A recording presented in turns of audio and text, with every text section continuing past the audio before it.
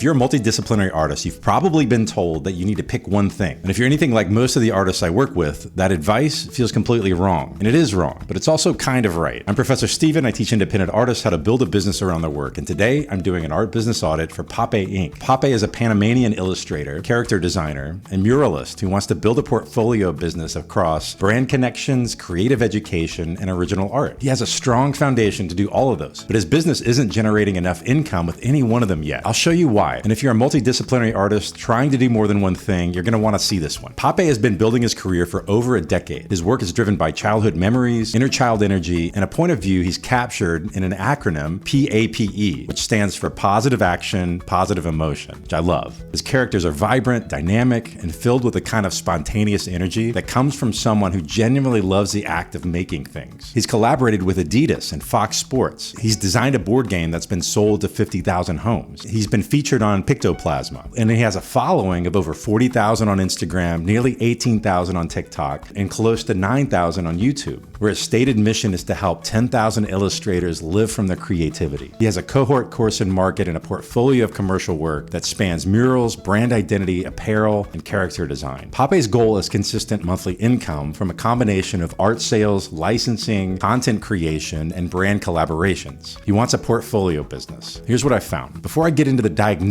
and what I'd change, I want to show you 3 strengths that Pape's already built. My recommendations always start with strengths because there's something to build on to achieve your goals. Pape's first strength is commercial credibility. He's worked with major brands like Adidas and Fox Sports. He built a board game that found its way into 50,000 homes. He's developed brand identities for a music festival, a cafe. He's proven that his work has value in commercial spaces for several different types of partnership. That credibility is important. Every brand that said yes to him makes it easier for the next one to say yes. And that track record is one of the most valuable things he has going into whatever he builds next. I'll come back to that. Pape's second strength is his cross-platform audience of over 60,000 aspiring illustrators and creatives. He spent years building that audience who want to do the same types of commercial work that he's done. And his content across platforms focuses on them. He's been able to build a deep connection with that following. You can see that's a different audience than his commercial work, but there's a link in that his commercial work builds credibility with that audience. Pape's third strength is his creative identity. The acronym Positive Action, Positive Emotion, and the connection among creativity, psychology, and playfulness runs through everything that he makes. And he does a great job translating that identity into everything he does, not just his work, but his personality and his content. He's playful in his creation, and he invites his audience to join him in that approach. A creative identity this specific and this personal makes everything else work. It's probably the reason Adidas wanted to collaborate. It's probably the reason people follow him across the 3 platforms beyond just learning from him. When I look at Pape's portfolio from the outside, his collaborations, his following, his creative identity, it looks like a much larger business than what he told me he actually has. So there's a gap between the potential of what he's built and the income that it's actually generating. So let's address that next. Pape told me he wants to build a portfolio business with multiple income streams from art sales, licensing, content creation, and brand collaborations. And that's achievable. Plenty of creative entrepreneurs build that successfully, but it's really hard to do by running multiple businesses simultaneously from the start. What I see in Pape's business is energy spread across multiple directions at once. Brand collaborations that happen but aren't being systematically pursued. A creative education audience that exists but is being fed sporadically. An original art aspiration that hasn't yet found its audience. Each one is pulling him in a different direction, serving a different buyer, requiring different content and a different business model. And so none of them is getting enough concentrated energy to reach the point where it runs on its own. So his income stays unpredictable. What I think Pape needs to do is build sequentially. Go deep on one thing until it's generating consistent income. Then layer the next thing on top of that stable foundation. Run that till it's stable too, and then build the next layer. So when someone tells multidisciplinary artists to pick one thing, this might be what they're actually trying to say. Not that you can only do one thing forever, that you have to go deep on one thing first before the others can work. Pape's business has another issue. I've given advice to artists here before that the way to build a portfolio business is to find one audience for your entire portfolio. The challenge with Pape's portfolio is it serves different buyers, commercial brands, other artists, and individual art buyers. And they're all looking for something different. Brands are looking for a distinct creative voice to elevate their product. Artists are looking for education from another artist who have done what they want to do. And original art buyers are collectors and creative individuals who want to own something that they connect with emotionally. So 3 different people with 3 different motivations. Building all 3 audiences at the same time means the content and the business never fully speak to one of them. And when your content is trying to speak to everyone, it ends up landing deeply with no one. Pape can absolutely serve all three audiences with his business, but he needs to find his footing with one audience first. So that's my diagnosis. Pape has a portfolio business goal, 3 directions with real potential, and not enough concentrated energy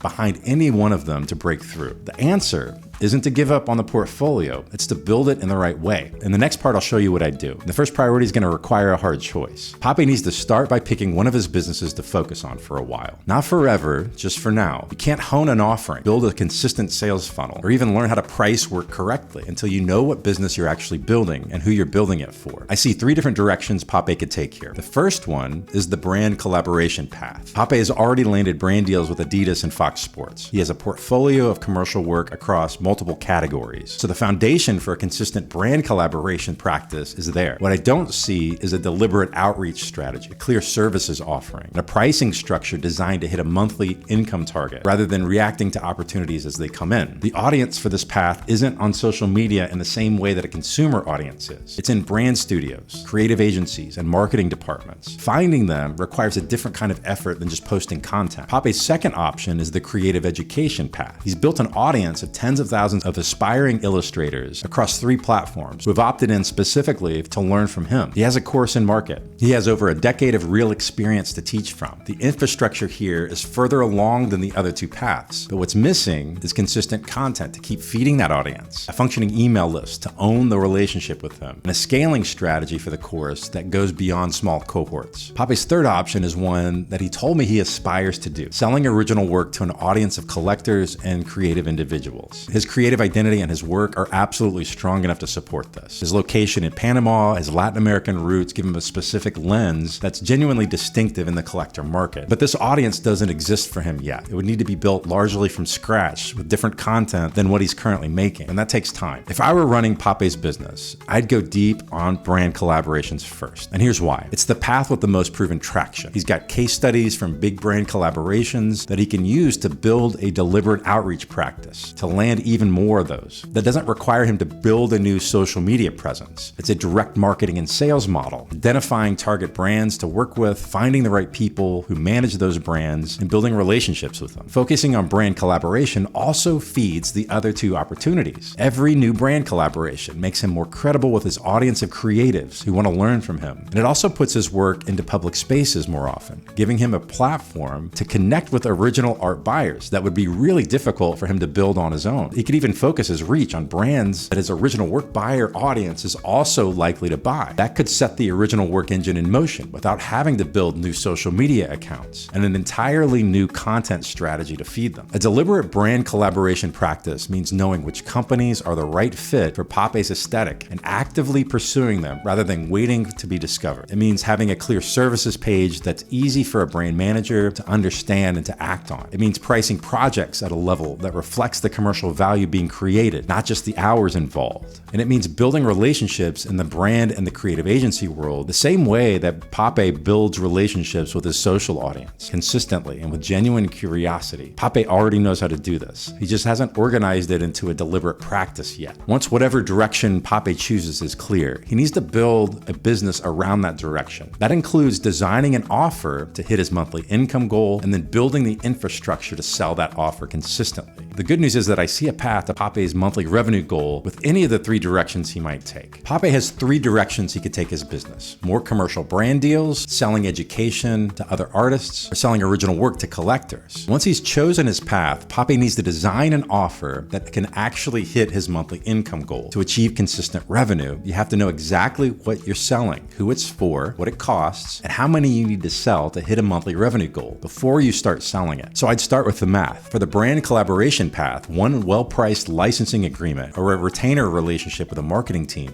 could hit the monthly goal on its own, depending on the scope. That would be better than chasing many small projects. The focus becomes landing 1 or 2 anchor relationships that provide Pape with a reliable base. Then the rest of his capacity can go toward building the next business in his portfolio. If Pape chooses the education path, the right offer might look like a monthly course, but he needs to make sure he has the right number of participants at the right price to hit his monthly income goal. I can't tell from Pape's current offering if he's made the right choices for his business. So my advice is just do the math to make sure sure your monthly revenue goal is achievable with whatever design you come up with. If he chooses the original art path, Pape needs to sell a certain number of pieces per month at an average price. That could come from original pieces, limited edition prints, or a mix of the two. But the point is that Pape needs to do the math first to understand what that mix looks like to achieve his monthly income goal. And then he can build the rest of his business around that. Once the math is clear for any of those offers, you need to actually design the offer around what the buyer actually wants to purchase. For brand collaborations, that means a service is offering, framed in terms of what it does for the brand, elevated product perception, community, connection, cultural relevance, whatever it is that the brand buys for their products when they buy Pape's work. For the education path, that means understanding what the aspiring illustrator in Pape's audience most urgently needs and packaging the course around that specific outcome. You want them to see a clear result that they can point to when they're done. And for original art, that means understanding what Pape's target collectors are buying. This probably ties directly to that strong creative identity that Pape's already built. Regardless of what path Pape chooses, his commercial credibility is one of the most valuable pricing assets that he has. An illustrator who's worked with Adidas commands a different price than one who hasn't. So Pape's second priority is to build the offer. His third priority is to build a strong sales funnel to whatever offer he landed on in priority 2. A sales funnel is just the path from someone discovering Pape to someone buying what he sells. Right now, I see some tactical issues with Pape's current funnel that he needs to address to make sure his new one starts on the right track. Pape's current link tree has 4 links pointing in 4 different directions: a course for artists, a YouTube video, a newsletter, and a services page. Someone who arrives there from Pape's content is being asked to make a decision with no context. What does Pape do? Who is he for? What should I do first as a potential buyer? Once the offer's design and the direction is clear, the link tree should reflect that. Start with 2 links, one pointing to a primary offer, one pointing to the next best action for someone who isn't ready to buy yet. Probably a newsletter. Every piece of content should have a clear and consistent call to action pointing to one of those 2 things. Regardless of which direction Pape chooses, something like a newsletter that takes his audience into owned space that isn't dependent on changing social media algorithms is probably going to be important. Finally, regardless of where Pape takes his business, he needs to be more consistent with his connection to his audience. That looks different based on where he ends up. But right now, his content's really strong. It just doesn't show up frequently enough for his education audience. That's probably because he's spreading his energy across all the different businesses he's built right now. Focusing on one business for a while will help with that. So here's what I want every multidisciplinary artist watching to take from Pape's story. You don't have to pick one thing, but you do have to pick one thing first. There's a difference between a multidisciplinary artist who's doing well and one who's doing a lot without breaking through. And it's almost always sequencing. The first one went deep on something until it generated consistent income and then used that foundation to build the next layer. Second one is running in multiple directions at low intensity and wondering why none of them are gaining momentum. You can build a portfolio business, but it can't start as a portfolio. It starts as one thing done well to fund the next thing. Pape doesn't have to guess where to go next. His brand collaboration business has a strong track record that can open the door to everything else he wants to build. He doesn't have to abandon his other directions. He just has to deprioritize them for a while. So Pape, thank you for letting me look into your business. You have everything you need to build the portfolio business you're envisioning. You have commercial credibility, you have a brilliant creative identity, and you have an audience of people who want to learn from you and a body of work that speaks for itself. Your business already looks like the size you want it to be from the outside. You just need to make the choices it takes for your income to catch up. So choose a direction, design your offer, and build a funnel to support it. The consistent income you're after is a lot closer than you might think it is. If you'd like me to help with your art business this way, book an audit with me. The link's in my bio when you're ready.